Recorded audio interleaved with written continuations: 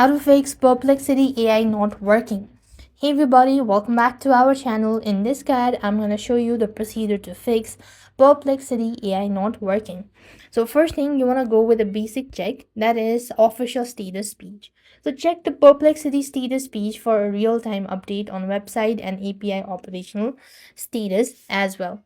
And you could also use a third-party app like Downdetector to check whether the status, whether there's an issue with the server itself or not. And if there is a server overload problem, you could typically resolve within 30 minutes to few hours as well. And next, you could also go with a basic fix like checking your internet connection. Open up settings on your device and check for network and internet section and make sure to refresh or restart. That should also be able to help.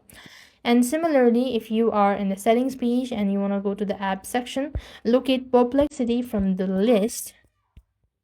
Here it is. You want to go to the storage section and make sure to clear cache. That might also be able to help.